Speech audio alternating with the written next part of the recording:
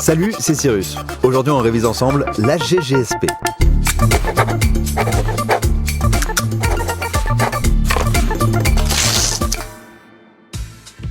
Oh là là, je sais pas ce que j'ai aujourd'hui, j'ai tellement la patate. C'est peut-être mon deuxième guronzan. T'es chaud toi aussi, j'espère. Allez, let's go, question du jour. Comment la justice participe-t-elle au travail d'histoire et de mémoire ? Ah ouais. Bon, en gros, on va voir comment, via les procès qui suivent les moments bien battants de notre histoire, principalement au XXe siècle, la justice fait en sorte de révéler la vérité et d'honorer les victimes, et comment elle aide le travail des historiens et détermine la manière dont on va se souvenir de cette période. Allez, ça va pas être le sujet le plus funky, mais ça va être hyper intéressant. On va se demander comment la justice agit, si sa mission est toujours bien remplie, et comment elle permet aux victimes de s'exprimer. Pas de surprise, on va gérer en 3 temps. Let's go. Partie 1. La justice participe au travail d'histoire.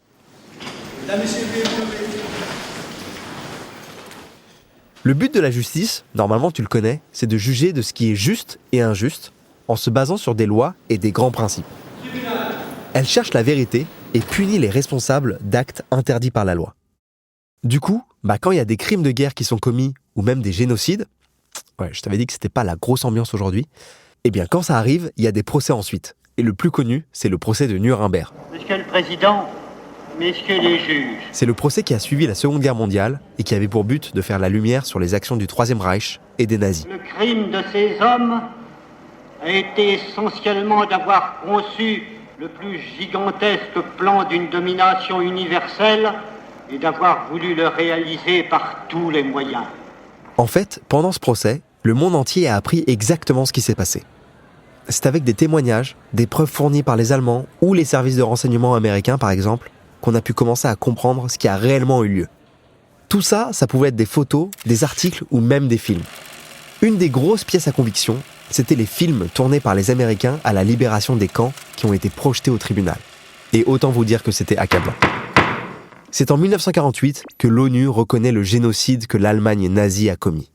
Et c'est en utilisant le mot génocide qu'on le désigne toujours. Des procès comme ça, il y en a eu pas mal. Les procès du Rwanda, de l'ex-Yougoslavie ou le procès d'Eichmann, le responsable logistique de la solution finale, font partie des plus importants. Pendant ces procès, on a commencé à mettre des mots sur ce qui s'était passé. Des mots qui vont rester et faire l'histoire. Et en plus, toutes les preuves, tous les témoignages qui sortent pendant ces procès créent plein de documents hyper importants pour les historiens. Leur travail va continuer bien au-delà du procès. Dans le cas de Nuremberg, il y a plus de 94 témoins qui ont été entendus. Dans le cas du Rwanda, c'est la parole des gens, des vrais gens qui ont vécu le génocide, qui a pu mettre au jour la présence de charniers. Les témoins permettent aussi par le récit de leur expérience de faire des reconstitutions de tous ces événements pour qu'on puisse comprendre un peu mieux comment ces horreurs ont pu arriver. Clairement, on peut dire que la justice participe à l'écriture de l'histoire. Mais en quoi ça contribue au travail de mémoire ? C'est ce qu'on va voir tout de suite. Partie 2. La justice participe au travail de mémoire. Les témoignages, c'est pas important que pour l'histoire. Ça permet aussi aux victimes d'être entendues, d'être écoutées, d'être comprises.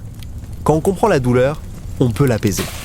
On peut aussi calmer les tensions et éventuellement même essayer d'aller vers une certaine réconciliation dans les cas où des pays entiers ont été déchirés. C'est un peu comme un genre de grosse séance de psy, mais à l'échelle nationale. Parce que s'il n'y a pas de justice, on reste dans un flou.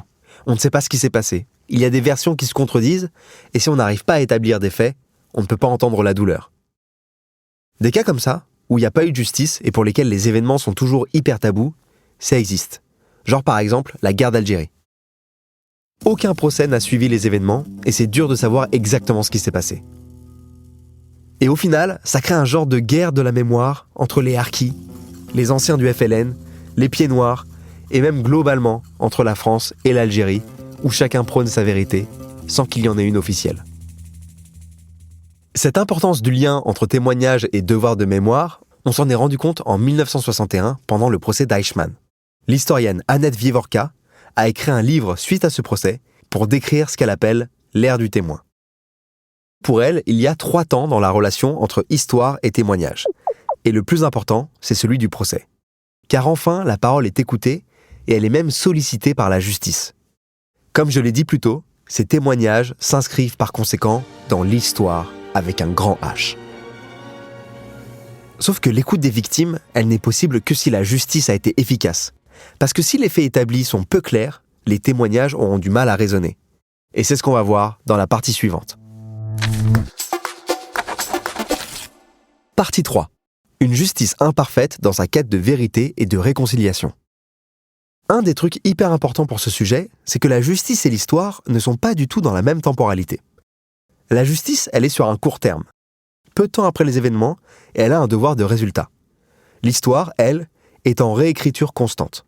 On continue de découvrir des trucs et de faire la lumière sur de nouveaux éléments qui changent la donne. Et c'est dans cette nuance-là que le sujet est hyper deep. La justice, elle n'a pas le recul pour vraiment faire son travail parfaitement. Et c'est normal.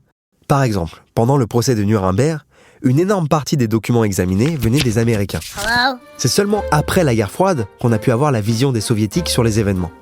C'est assez fou, parce que pour nous, les choses ont toujours été comme on les connaît aujourd'hui. Mais en vrai, ça s'est écrit sur des dizaines et des dizaines d'années. Pendant un procès, on n'est jamais à l'abri de fausses accusations ou de preuves falsifiées. Par exemple, au Rwanda, des ONG ont révélé qu'il y avait eu de l'intimidation de témoins. En plus, la justice elle a un objectif un peu plus ambigu que juste révéler la vérité. Elle doit punir les coupables, mais aussi essayer de recréer un genre de cohésion nationale. Une forme de paix, quoi. Et parfois elle échoue.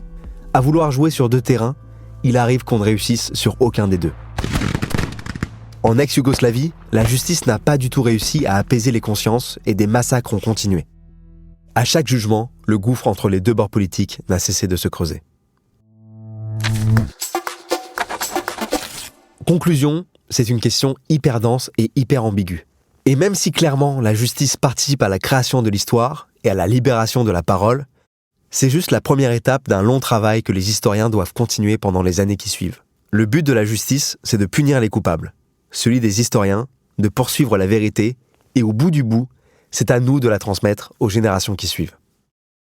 Et sur ces mots super inspirants, c'est l'heure du résumé. Dans la première partie, on a vu que la justice, elle permet de découvrir une première vérité sur les événements. C'est là qu'on commence à écrire l'histoire et qu'on y met des mots qui vont rester. Dans un second temps, on a vu à quel point les témoignages dans ces procès étaient méga importants. Au-delà d'apporter des preuves, ils libèrent la parole et commencent à apaiser les victimes. Enfin, on a bien fait la distinction entre le rôle de la justice et le rôle des historiens qui se complètent. La justice travaille à court terme. Les historiens, eux, essaient de comprendre au mieux les événements, et ce, sans limite de temps. Bon, maintenant tu sais tout ce qu'il faut savoir et tu peux regarder tes manuels d'histoire un peu différemment. Le prochain épisode sera bien plus marrant, t'inquiète. Enfin, j'espère, ça dépend sur quoi tu cliques. Et si t'as besoin d'approfondir, tu peux retrouver tout ce qu'il te faut pour réviser et réussir ton bac sur anabac.com. Allez, à la prochaine. Si tu as aimé ce podcast, n'oublie pas de t'abonner pour ne rater aucun épisode.